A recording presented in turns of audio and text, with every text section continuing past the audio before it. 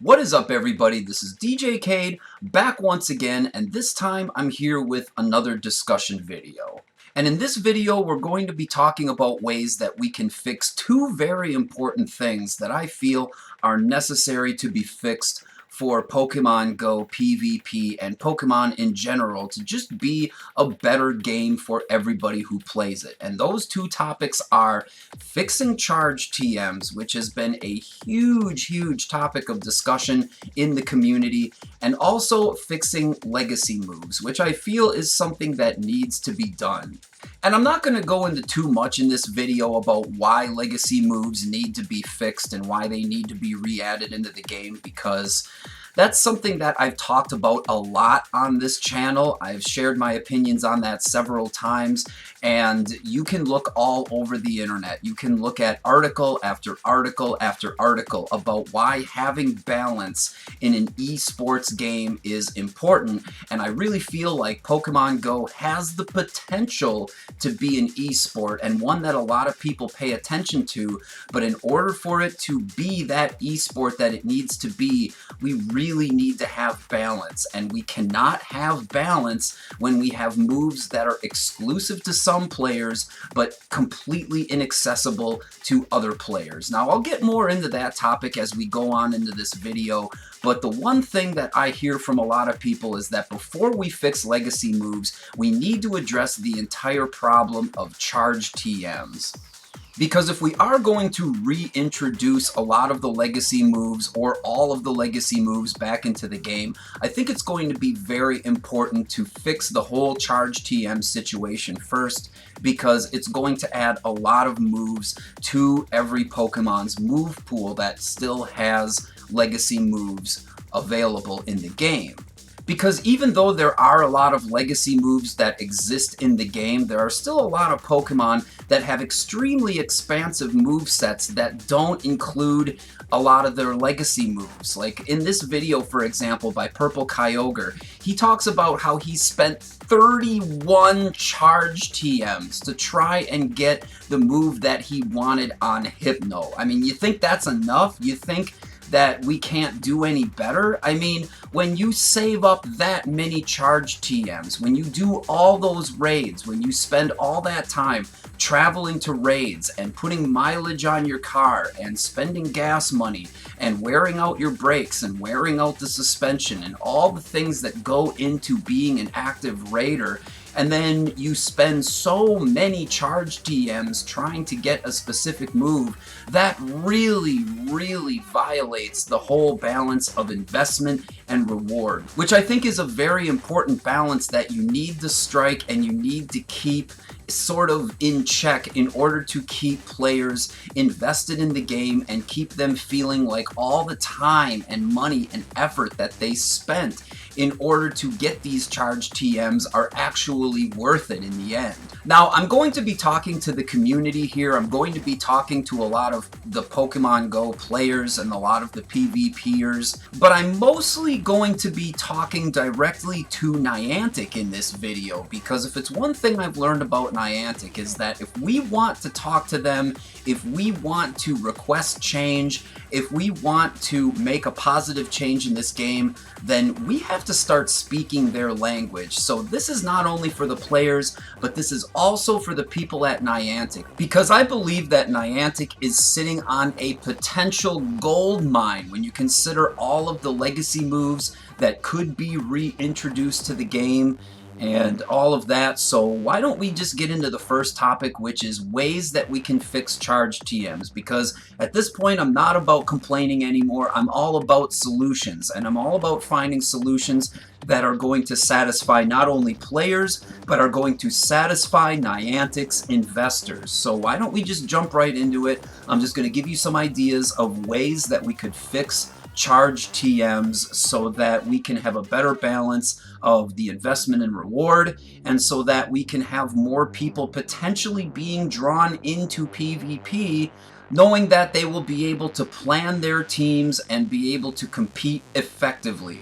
So the first way we could fix charge TMs is really simple, and this idea has been kicked around by a lot of people. I found this image as part of a post that was on Reddit, and the idea is very simple. Just let us pick the move that we want to have when we use charge TMs. When we use a charge TM and we pick the move that we want to TM away, because like if you have 2 charge moves unlocked, it'll give you an extra window, right? That says like, which one of these charge moves do you want to change? Well, if we had a simple system where we could bring up another menu that shows all of the moves that are available for that Pokemon and just be able to pick them, then it would allow us to just not waste so many charge TMs. Now, Niantic, you might be saying, well, why would we ever do that? Why would we want people to be able to just pick the charge moves that they want? Like, don't we want people spending more money on raid passes? Don't we want them to be going out and doing more raids and doing all of that? Well, the thing is that, you know, you also want PvP to be a big thing. You want people to be able to compete, and I want to tell you a little story about something that happened to me recently. Like, I wanted to create a Molly or a Mawile for the Sinister Cup, and I just wanted to be able to get one charge move on it, which was Power Up Punch, the brand new move that you guys have added to Molly's arsenal. And I had 7 charge TMs left, and I spent every single one of them that I had, and I still did not get Power Up Punch, okay? So I just ended up going back and forth between Iron Head and Vice Grip, Iron Head, Vice Grip, Iron Head, Vice Grip, until all of my charge TMs were gone. And what that means is that I was not able to add Molly to my team because it had a suboptimal moveset. It wasn't just a thing where, you know, I wasn't going to be effective in raids with Molly or anything like that. It wasn't a thing where like I wanted to get this rare move or whatever. I mean, it was a thing where I literally couldn't consider bringing this guy in on my team, and I think that's really hurting PvP as of right now. And if you think about it, that's not really the way the main series Pokemon games go. In the main series games, technical machines really don't work like that. When you find a TM, it has one specific move, right? And when you teach it to a Pokemon, you are absolutely guaranteed to get that move. Now, Niantic, I know that you're trying to represent the Pokemon IP in a way that the Pokemon company considers to be faithful to the main series, and by having charge TMs just give you completely random moves, that is not being faithful to the source material. And one thing I want to ask to Niantic is, if we were to allow charge TMs to just be able to select the move that you want, do you really think that people would stop raiding? Do you think that people would be like, oh, well, I got a charge TM, now I'm just going to completely stop raiding? I don't think so. I mean, people are still going to be raiding for candy. They're still going to be raiding for that guaranteed 1,000 Stardust. They're still going to be trying to get candy for legendaries. They're still going to be trying to get high IVs. They're still going to be trying to get shinies. I really think that most other people who aren't interested in PvP at all are still going to be raiding with the exact same frequency that they normally do. And, you know, maybe if you had charge TMs that would guarantee a certain move, then people would be more willing to go out and get them, because like I said, then that would satisfy the whole investment of balance and reward, and people would be like, yeah, I got that charge TM, now I know that I'm going to be able to get this move, and I know I'm going to be able to compete effectively. Now, if you guys are thinking, well, maybe we don't want to have that type of system, maybe we don't want to guarantee charge moves or anything, well, there's another way you guys could do it. If you can't consider that, why don't you have a system that allows you to basically cycle through your moves with every charge TM that you have? Like, for example, you've got Poliwrath with Dynamic Punch, Power Up Punch, Hydro Pump, and Ice Punch. Now, all of these different moves are very viable and everything, but what if you could, say, take all 4 of those charge moves and put them in a list? Like, you have Power Up Punch first, Dynamic Punch, Hydro Pump, and Ice Punch, and when you used a charge TM, it would basically cycle through the list, and once it got to the bottom of the list and you use another charge TM, then it would go back to the top. If you had a system like that, then maybe you could keep people raiding for more charge TMs, and then people would be more willing to go out and look for high numbers of charge TMs because they would know that with a certain number of charge TMs, they would eventually be guaranteed to get the moves that they want without spending 40, 50 charge TMs just switching between the same 2 moves because the random number generator doesn't like them that day for whatever reason. Or how about this for another idea? This is another something that's kind of more of an off-the-wall idea, my third idea of how we could improve charge TMs. How about we make type-specific charge TMs, and even type-specific fast TMs. For example, you could have a fighting charge TM, and an electric charge TM, and so on and so forth with all the other types. Now, how would this work? Well, let's take Poliwrath again, for example. If you wanted to, say, switch Power Up Punch over to Dynamic Punch, then you could use a fighting type charge TM on Poliwrath, and then that charge TM basically wouldn't be considering Hydro Pump or Ice Punch. It would basically be just switching between the 2 fighting type moves, and that way you could sort of guarantee that people could get certain moves on some Pokemon, and, you know, they would avoid getting the moves that they don't want. Now, I know a lot of Pokemon have multiple charge moves of the same type, so the type specific charge TMs would be okay for some Pokemon, maybe not so okay for others, but it would still be a way to cut down on the number of charge TMs that people use. And if you're worried about the inventory getting way too big, if you're worrying about having like 16 or 17 different extra item slots reserved for charge TMs and having to scroll through your item list forever and ever to find it, well, why don't you just add some extra organization to your bag? Why don't you put all charge TMs under the same category so that when you clicked on a charge TM, it would bring up another menu that had not only your basic charge TMs, but also had your specific type charge TMs. So that way, like I said, if you wanted to pick between 2 different moves on a Pokemon, like let's say, for example, Raichu, let's say you wanted to change Thunder Punch over to Wild Charge, you could just use an electric type charge TM, and you could be guaranteed to change that over, especially now that Raichu has a lot more charge moves available to it.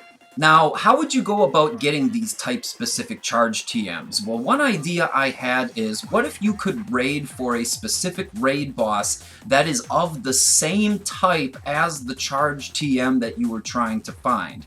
Let's say, for example, that I was trying to get an electric type charge TM. Then I could choose to raid for a Shinx, even if I had a shiny already, even if I had a 100% IV already. There would still be motivation there from players to go out and raid for things that they normally don't raid for. Instead of just having players that do nothing but go out and raid for 5-star legendaries because those offer the best overall bonuses, instead what you could do is, by adding these type-specific charge TMs, you could get a lot more players to be raiding for things that they normally don't raid for, things that they would normally skip over. Because let's face it, how many people just choose to completely skip over tier 1, tier 2, tier 3, and even tier 4 raids just because they're not really interested in getting that Pokemon, and they're thinking that, oh, well, if I raid for those raid bosses, I'll have less of a chance to get a charge TM. Well, maybe if they offered type-specific charge TMs instead, a lot more of these raids would be more valuable, and you would have more people who are willing to go out and participate in a whole lot more raids raids that they normally would not participate in, and by doing that, you would be able to satisfy players' needs to be able to get a specific type of charge move on a Pokemon. And Niantic, you would also make more money at the same time by being able to sell more raid passes for things that people don't normally raid for. And if you raided for something like, let's say Gengar in this case, maybe you would have a chance to get either a ghost type charge TM or a poison type charge TM. And maybe you could still introduce a little bit of randomness so that, like, if you raided for a specific Pokemon like that, maybe you wouldn't be 100% guaranteed to get it. Maybe people would be willing to go out and do a few more of those raids to try and get the specific type. Let's say they wanted that poison type charge TM. You know, maybe they would have to raid Gengar maybe 2 or 3 times to get that poison type charge TM, but again, that would still be allowing you to sell more raid passes and make more money. And I think that is another idea that could satisfy a lot of people, including players and PvPers and your investors, most importantly. So there you go. We got 3 ways that we can improve charge TMs very, very easily. The first way, just allow us to be able to pick the charge move that we want. The second way would be to have charge TMs just cycle through the various moves that they have until you get to the one that you want, instead of, you know, randomly swapping between 2 moves that you don't want just because the RNG hates you. And the third way would be to introduce type-specific charge TMs that you could use on Pokemon as long as they had charge moves of that type available to them. Now, for the second part of this video, I want to talk about legacy moves. And like I said, I have gone into vast amounts of detail about why we need to re-add legacy moves into the game. There are simply lots and lots of Pokemon that are absolutely not viable in any way whatsoever unless they have their legacy moves. Now, much like the charge TM situation, I've personally brainstormed 3 different ways that we could re-add legacy moves into the game. And some of these you guys have already done before. I mean, there's no excuse why you couldn't do some of these things to re-add legacy moves, because like I said, they've already existed in the game. We've already tried it out. They've already proven to be successful. And one of the first things that I think we could do to re-add legacy moves into the game is to add special raid days that allow us to get Pokemon with their legacy moves. I mean, we've already done it with Lapras. We've already had the Ice Shard, Ice Beam Lapras, and even though the Dragon Pulse wasn't included with the Lapras, you know, it still was a great way for people to get those legacy moves. And in my own personal community, I know that a lot of people raided for these Laprases a lot. I mean, all the people who went out raiding ended up keeping all of their Ice Shard, Ice Beam Laprases because they know how important that moveset is for PvP, and a lot of the PvP players saved those Pokemon so that they could do trades with other people in the future, so that they could help keep the scene alive, so that they could keep new players competitive with other players. You guys have done it once already. Why couldn't you do it again?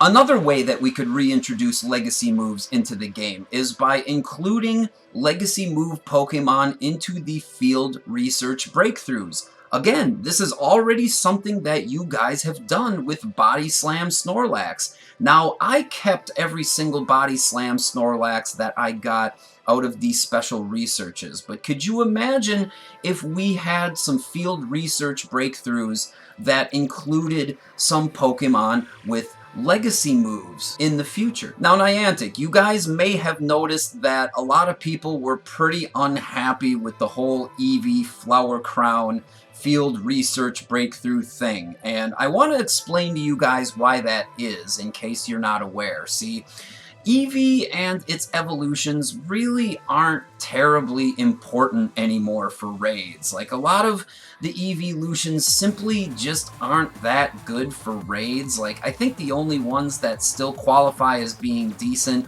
are maybe Flareon because it has a high attack, and Espeon because it's one of the best psychic type attackers. But again, we just got Psystrike Mewtwo for the entire month and for the raid days and everything.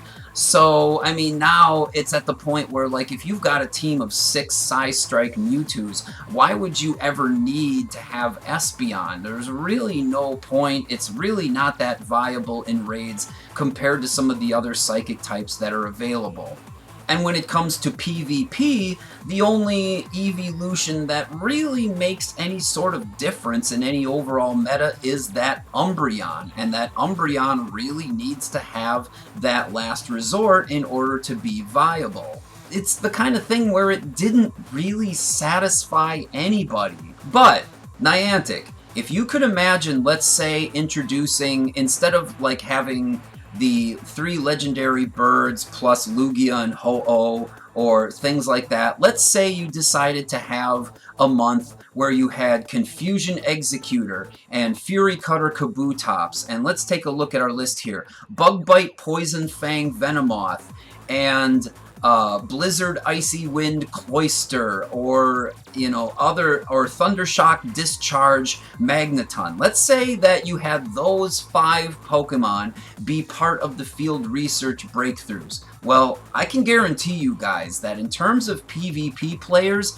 you're not going to have a single person missing a single field research stamp. You guys are going to have all those people who are interested in PvP wanting to get as many field research breakthroughs as they possibly can because they know how important those moves are going to be to PvP.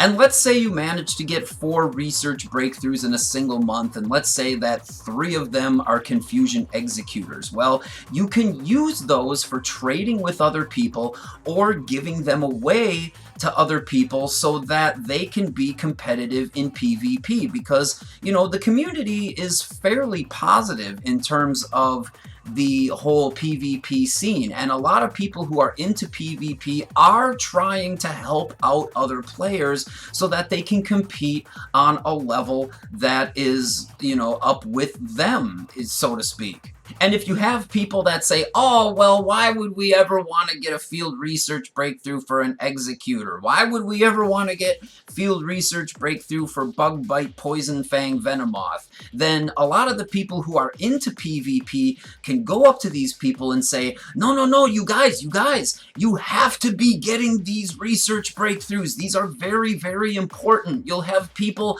offering them rare Pokemon and offering them shinies, and you'll get people, you know, who are wanting to trade Pokemon between each other to get these legacy moves. Let's say, like I said, you get 3 Confusion Executors in 1 month, but you really wanted that Bug Bite Poison Fang. Well, then you could go to another PvP player and you could make that trade, and you could encourage more trading. It wouldn't be a special trade, so that you could make trades on the cheap, and you could have people who are into PvP telling the people who are not into it why they would need to get these legacy moves, and maybe if they had some legacy moves handed to them in that way, then maybe they'd start to pick up PvP. Maybe they'd start to get into it. Maybe you could have a reason for the existing PvP players to, like, convince other people that, hey, this is something you might want to do.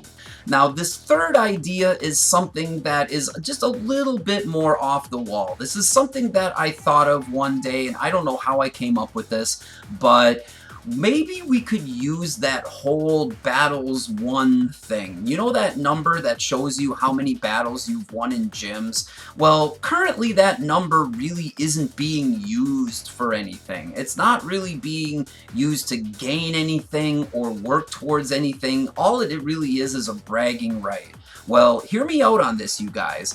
What if you made it so that this number, this battles won number, after a certain number of battles that you won, maybe allow those Pokemon to unlock their legacy moves, because it kind of creates a thing where it's like, well, you know, if you use a Pokemon at a gym and you train and you battle and you fight other Pokemon, then eventually it learns other moves, and in this case could learn their legacy moves, and they could be unlocked so that they could be available when you use those charge TMs, and when you bring up that list that allows you to select which charge moves that you want, you would have extra options. And what this would do, I think this would inject a little bit of new life into the gym system, because, come on, just ask any Pokemon Go player. Just ask anybody who plays Pokemon Go how easy the gym system is.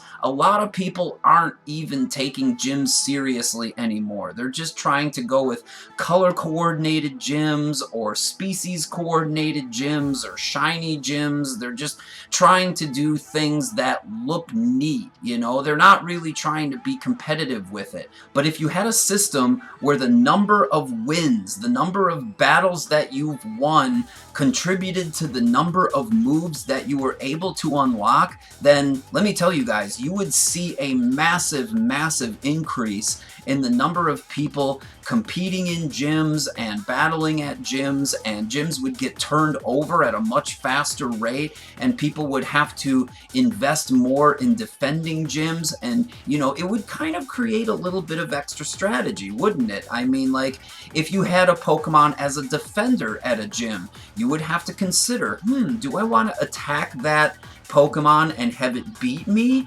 and have that person get access to their legacy moves potentially even faster? Do I want to put my Pokemon into that gym and possibly have it so that he can earn those legacy moves faster? I think it would be a very good thing to kind of inject some life into the gym system that, in my opinion, has just gone completely stale, which is nothing more than a way for you to generate 50 coins every day. So just to recap all of this, because I want to keep this as a shorter video, charge TMs. Number one, let us be able to select the moves that we want. Or option two, let us have type-specific charge TMs that allow you to get only charge moves of a certain type. Or option number three, let charge TMs cycle through all of the available moves that a Pokemon has in order from top to bottom, and just allow it to keep cycling through so it's not completely random, so you're not going between two charge moves that you don't want. And in terms of legacy moves, the three ideas that I have: reintroduce them as raid bosses, much like we did with the Lapras Community Day. Reintroduce them in field research breakthroughs so that people are not missing field research stamps, so that people have motivation to go out and get those field research stamps every single day. Or use that battles won number that is currently not being used for anything at all to actually contribute towards getting those legacy moves. Now, the last little bit of this video, I want to use it for discussing the whole topic of legacy moves in general. And I just want to talk about the main reasons of why you would even want legacy moves in the first place. Aside from the bragging rights, what's the main purpose of even having legacy moves? Well, the main purposes are really for PvP, so you can be competitive, and so you can be more effective in raids. Because let's take a hypothetical situation here. This is a completely hypothetical situation, and one that you might not run into often, but it's a situation I want you guys to consider. Let's say that you've got a particular raid boss where Venusaur is the top counter for this raid boss, okay? And let's say that the optimum move set that you want to have is Vine Whip and Frenzy Plant, okay? And let's say that the minimum number of trainers to beat this raid boss is 5, and that every one of those 5 trainers needs to have 6 Venusaurs on their team, all with Vine Whip and Frenzy Plant. Well, let's say that one of the 5 people on your team missed the community day. Let's just say that, you know, he had to work, he had a wedding, he had a funeral, he had a job interview or something, any number of things that could get in the way of a person doing that community day. Well, what's going to happen in that situation is that that person who missed that community day is going to be viewed as sandbagging. They're not going to be viewed as contributing as much to beating that raid boss as everybody else is. And all those other 4 players are going to look at that other player and saying, why don't you have the legacy move? If you only had the legacy move on all 6 of your Venusaurs, then we could have beaten this raid boss. We could have done a lot better. We could have actually won this thing. But no, you had to go and have Solar Beam on your Venusaur instead. And all it's doing by keeping these legacy moves rare is it's just hindering people's ability to be able to help each other out in raids. So by having legacy moves, not only are you limiting people's ability to actually compete and be effective in PvP, but you're also limiting people's ability to help each other out in the community.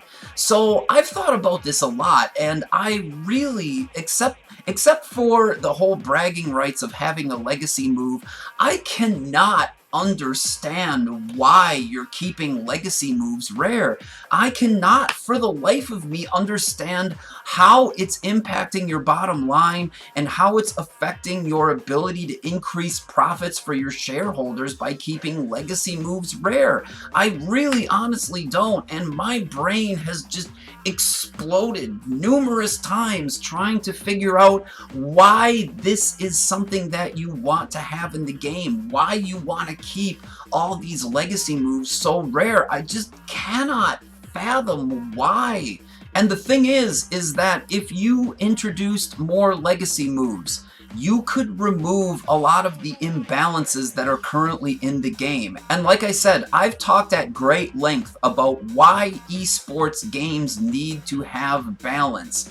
And by having legacy moves in the game, all you're doing is just hindering that balance. You're just hurting yourself in the long run by having any moves be legacy at all. You're just hurting the game's chances of it becoming a bigger esport. Now I want to ask you this, Niantic. It seems that you guys over there are kind of at an internal conflict. It seems like you want this game kind of to be big when it comes to esports, but yet you also want this game to be, you know, an app that has microtransactions that makes money. And I think within your own ranks at Niantic, I think you're kind of mentally competing with yourselves on this idea of, well, should this be more of like just a gacha game that has microtransactions, or does this have the potential to be an esport? Can we take it in that direction? And I think that at this point you guys aren't willing to go full bore with either one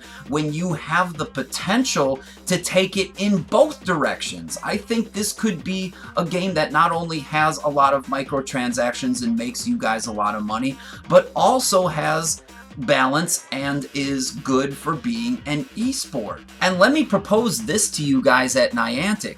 Don't you think that in the end, it would bring you guys more money to have this game be considered a bigger esport?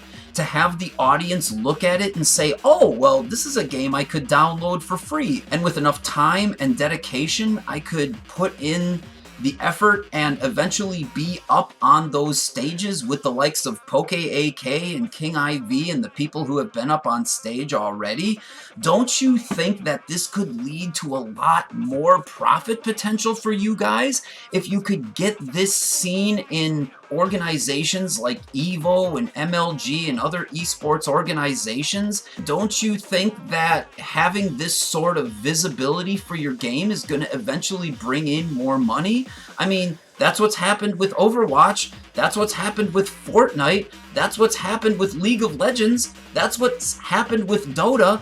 If any of these games didn't have the esports presence that they do, I can guarantee you that none of these games from any of these companies would be making the money that they are today. People wouldn't be nearly as motivated to play if they didn't think this had any potential to be an esport, if they didn't think that they had the potential to be up on stage competing with the best of the best and winning these massive amounts of prize money that is sometimes offered by these organizations. I'm not going to rant for too much longer, but really, Niantic, I want to leave you with that.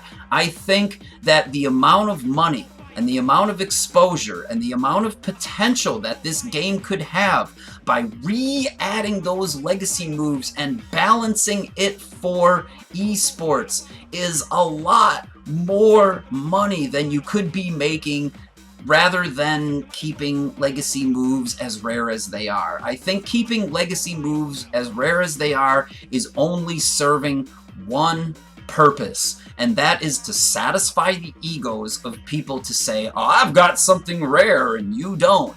And I think it's just a really narrow, short-sighted, you know, not very mindful thing to consider when you're considering what you're going to do as far as profit potential for this game. Like I said, I'm not only trying to help out the community, but Niantic as well, and I really think that if you balance this game, if you get the legacy moves back in there, if you adjust things with charge TMs, I really think that this game will bring more attention, more players, more people spending money on raid passes and incubators so they can boost the rate at which they get their teams, the rate at which they can max out their Pokemon, they can boost that Stardust so they can get into PvP faster. And I think that in the end, making these changes, re-adding legacy moves, changing charge TMs is just going to bring you a lot more money. You guys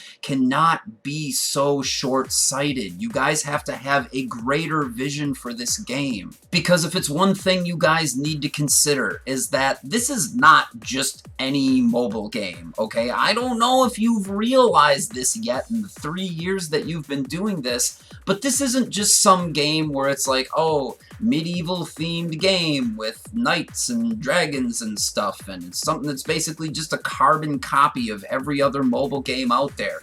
Most of those mobile games that are out there are relying on people to be so bored that they are willing to try a new game and willing to get hooked on it, and maybe if they get hooked on it, they spend money on microtransactions and blah blah blah. But Pokemon Go is not like that.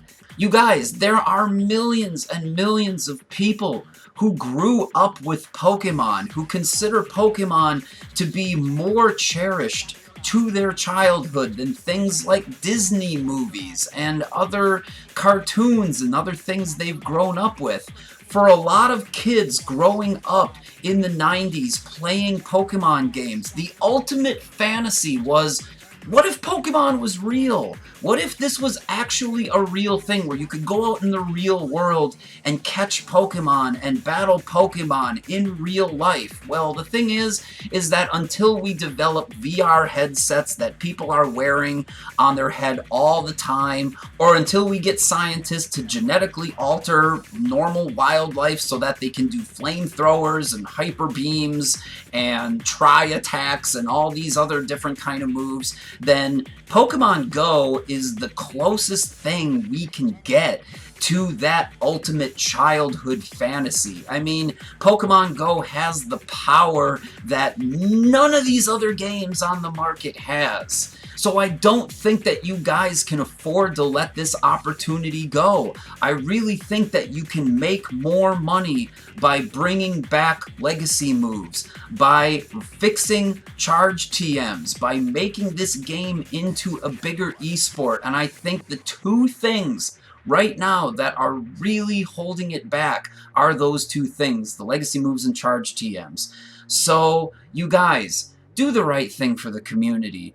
Do the right thing for your investors. You can easily satisfy both. Just listen to some of these things I'm saying. And, you know, if you guys need any more ideas, maybe consider this video my resume. Consider this my application. I mean, like, hey, if you guys want to fly me out and bring me onto your team, I would be more than happy to be a consultant, to be somebody who can kind of bridge the gap between the community and Niantic, and to change things in a way that really truly satisfies everybody.